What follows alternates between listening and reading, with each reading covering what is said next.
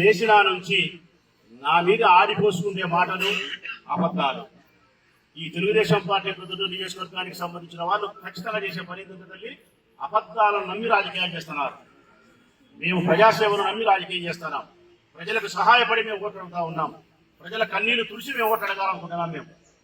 మేము చెప్పిన ప్రజాసేవ 24 గంటలు చెప్పొచ్చు. మేము చెప్పాలనుకుంటే మానవతా హృదయంతో మేము చేసిన మంచి పనులు గత 26 సంవత్సరాలుగా 1 కాదు, 2 కాదు, 100 కాదు, 1000 కాదు, ఓ కొల్లలు చేసినాం.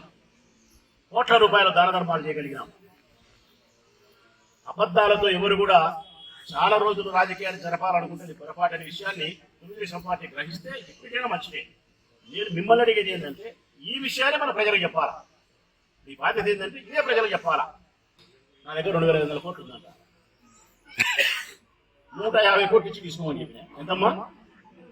150 కోట్లు ఇచ్చిన ఆస్తి తీసుకుంటారా స్వామి, 6 సంతకం పెట్టమంటే ఆడ పెడతా, నేను నాకు ఎలా వచ్చింది చెప్తే వాళ్ళు మరుసటి రోజు మాట్లాడతారు. ఏమని తెచ్చినా 150 కోట్లే నీ దగ్గర ఉంది కదా, ఎక్కడి నుంచి వచ్చిందంట. మీ అమ్మ పాడలో నుంచి వచ్చింది. ఎక్కడి నుంచి వచ్చిందిరా అంటే, మనుషులకు ఎవరికి ఆస్తులు కానీ, భూములు కానీ, మా నాయనగారు ఇచ్చినట్టు కానీ, మేము వ్యాపారాలు చేసినట్టు కానీ, సంపాదించినట్టు కానీ, కూడబెట్టుకునేట్టు కానీ ఏంటి ఉండవా తల్లి? నీ ప్రాణానికి 1 లక్ష రూపాయలు, మరొక ప్రాణానికి 10 లక్షలు, మరొక ప్రాణానికి 2 కోట్లు, మరొక ప్రాణానికి 20 కోట్లు, ఎవరి స్తోమతకు తగినట్టు వాళ్ళ ఆస్తి పాస్తులు ఉంటాయా ఉండవా? ఉంటాయి. మరి నేను మనిషిని కాదా? నాకు ఒక పిల్లము, నాకు 2 పిల్లలు లేరా, తల్లి లేదా? వాళ్ళ పెళ్లి పేరంటాలు పోషించిన బాధ్యత నాది కాదా? నేను ఏదో ఒక పని చేసి బతకాలనా? వ్యాపారం చేయాలి కదా, చేస్తా కదా. ఆహా, నీకు ఎక్కడి నుంచి వచ్చింది 150? ముందు 2500 కోట్లు అన్నావు. 150 కోట్లు ఇరా నాయన సూర్య సంతకం పెడతా అని చెప్పినా. మరుసటి రోజు మళ్ళీ 150 కోట్లు ఎక్కడి నుంచి వచ్చిందో చెప్పు అంట.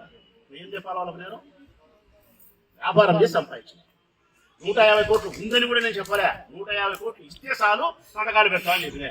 నా దగ్గర 150 కోట్లు కూడా లేదు. నిజాయితీగా మాట్లాడితే 150 కోట్లు కూడా లేదు నా దగ్గర.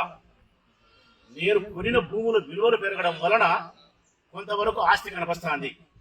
నేను కొనిన భూముల విలువ తక్కువ, 2-3 ఏళ్ళు గడిచిన తర్వాత దాని విలువ పెరిగింది తల్లి. నేను నా ఒక్కరికే పెరిగిందే. ఇప్పుడు నంగనూరు పొలం రైతులు ఉన్నారు, వాళ్ళ జగనన్న కాలనీ కట్టినా, మనము నేనే కట్టించిన, వాళ్ళ కోసం ప్రేమతో కట్టించిన, అంటే విలువలు పెరగాలని. ఇక్కడ పొల్లారం 150 రేట్లు పెరగాలని చెప్పి కోటిపారం తెచ్చి ఇక్కడ కట్టించి మీ విలువలు పెరిగినా పెరగలేదా? మీ భూమి 10 లక్షలు చేయదు. ఈ బుద్ధి ఎంత అమ్ముతారమ్మా మీరు? 2 కోట్ల రూపాయలు అమ్ముతారు. మీరు మడక అడిచేటినా మీ 3 చెప్పాలా? తెలుగుదేశం వాళ్ళు పొల్లారం 150 ఉండే కాపోళ్ళంతా మడక ఆడిపించినారు, మంగతయ్య పెట్టినారు, అందుకే లెక్కలు వచ్చినాయి అంటారా?